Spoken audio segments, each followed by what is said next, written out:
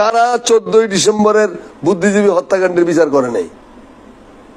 কেন আজ পর্যন্ত সেই 14 ডিসেম্বর 1971 সাল থেকে আজ পর্যন্ত 14 ডিসেম্বরের শহীদদের কিভাবে মারা গেল, কারা মারলো, এ ব্যাপারে কোনো জরিপ হলো না কেন? শেখ মুজিব গভর্নমেন্ট ছিল 3.5 বছর, এ তো করে নাই।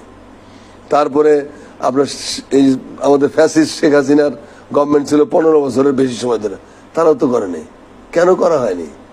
বড় বড় চাপাবাজি করতেছেন, ওইটাকে ভাঙায় খাচ্ছেন, ওইটার উপরে চৈরে আপনার নিজের পাপকে জায়েজ করাচ্ছেন, অথচ সঠিক ইতিহাসটা আপনি তুলে ধরতে চাচ্ছেন না। কার স্বার্থে? প্রশ্ন তো, এই প্রশ্নগুলো আমাদের করতে জানতে হবে। আন্দাজে মান্দাজে কথা বলার দিন শেষ। যারা শহীদ বুদ্ধিজীবীরা মারা গেলেন,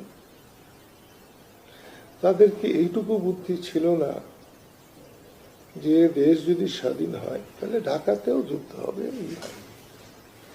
তাহলে তারা মুক্তিযুদ্ধের পক্ষে থাকলে ঢাকায় বসে থাকলেন কেন 14ই ডিসেম্বর পর্যন্ত? তারা ডিসেম্বর মাসের বেতন নিলেন কেন? ওনারা মরেছেন, আমি এই জন্য খুবই দুঃখিত। ওনাদের পরিবাররা তাদের নিজস্ব মানুষকে হারিয়েছে, এজন্য দুঃখের। কিন্তু যারা যুদ্ধ করে মরেছেন, যারা স্বাধীনতা অর্জনের জন্য মরেছেন, তাদের চাইতেও যদি ওনাদের প্রাধান্য বেশি দেওয়া হয় তখন আমাদের কষ্ট হয়। ভাই, বুদ্ধিজীবী হত্যাকাণ্ডটা ওই তুমি যদি দীপুধরের কথা, কারা করেছে স্যার? দীপুধরের কথাটা যদি তুমি শুনে থাকো ভালোভাবে, আর শ্রোতারা যদি শুনে থাকে, সেটা তো পরিষ্কার ইঙ্গিত থাকে যে তারাই সবকিছু করে দেবে, আমাদের কাজ দরকার নাই। তো এটা কার থাকছে? পাকিস্তানের ওদের বাইরে কি করবে? ওরা কি পাকিস্তানে এসে তাদের খেদমত করবে? না, তাদেরকে এদেরকে মারার পর একটা মেধাশূন্য বাংলাদেশকে তারা গড়বে, ইন্ডিয়ান মানে ইচ্ছা মতো।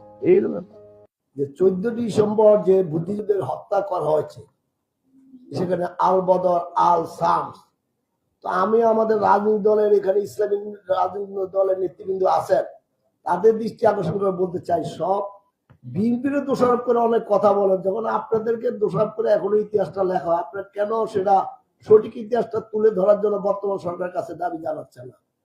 14 ডিসেম্বর তো কোনো আল বদর, আল শামস সেদিন আমাদের বুদ্ধিজীবীদেরকে হত্যা করেন নাই। হত্যা করেছিল আমাদের কোন যারা সেদিন বাংলাদেশের স্বাধীনতার সার্বভৌমত্ব হবে কি হবে না, বা মুক্তিযুদ্ধের ইতিহাস, শহীদ ইতিহাস, স্বাধীনতার ইতিহাসকে বিকৃত করতে চেয়েছিল, যারা দেশ স্বাধীন হতে দিবে কি দিবে না, সেদিন পার্শ্ববর্তী কোন এক দেশের লোক